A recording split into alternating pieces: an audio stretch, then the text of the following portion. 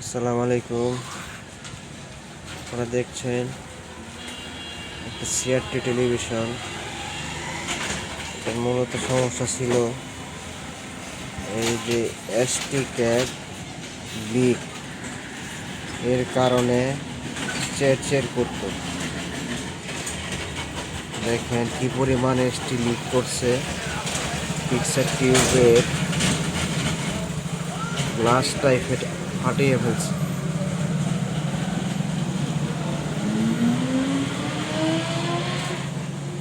টিভিটা যখন আসে, আমরা যখন লাইন দেই তখন টিভিগুলো চালু হচ্ছিল না। আমরা ভোল্টেজ মেপে দেখি এই আইসির ভিতরে, এই যে দেখতে পাচ্ছেন একটা আইসি,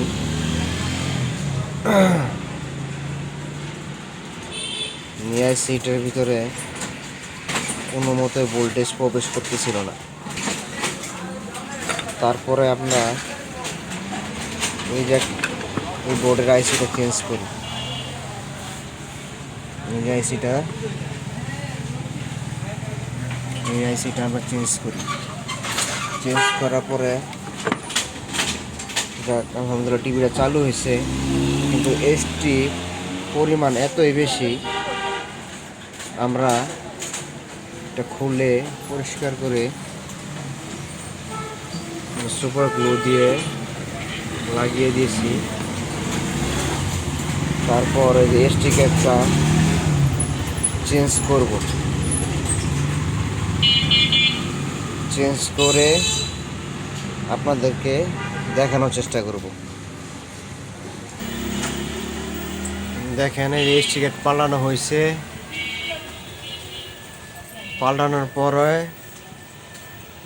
আয়ার সেন্সর খারাপ ছিল, এই আয়ার সেন্সর সহকারে শর্ট হয়ে গেছে। এটাও চেঞ্জ করা লাগলো। এই যে দেখেন ছবি দেখা যাচ্ছে। এই দেখেন ছবি। আমি অটো চার্জ দিচ্ছি, কারণ অটো চার্জ দিলাম কারণ হলো নতুন আইসি লাগানোর পরে ছবি সেভ থাকে না। ছবিটা আমরা সেভ করে নিচ্ছি।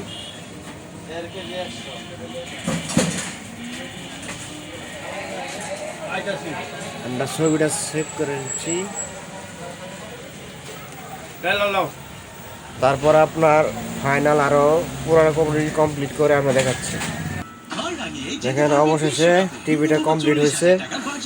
নির্দিষ্ট প্রিমিয়াম প্রোডাক্টস কিনলে নিশ্চিত ক্যাশব্যাক, সাথে মেগা উপহার। ফিফা ওয়ার্ল্ড কাপ 2026 এর ম্যাচ সামান্য একটা এসটি ক্যাবের জন্য, সামান্য একটা এসটি ক্যাবের লিকের জন্য আইসি,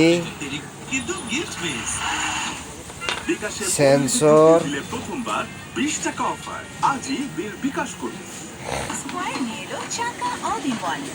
খারাপ হয়ে গেছে। আপনারা যারা সিআরটি টিভি টেলিভিশন চালান, তারা যদি দেখেন যে সাপের মতো ফসফস করতেছে বা সেরসের করতেছে, তাহলে অতি দ্রুতই একজন টেকনিশিয়ানের সাথে পরামর্শ হয়ে কাজ করে নেবেন, না হলে এর চেয়ে বড় ধরনের ক্ষতি হবে।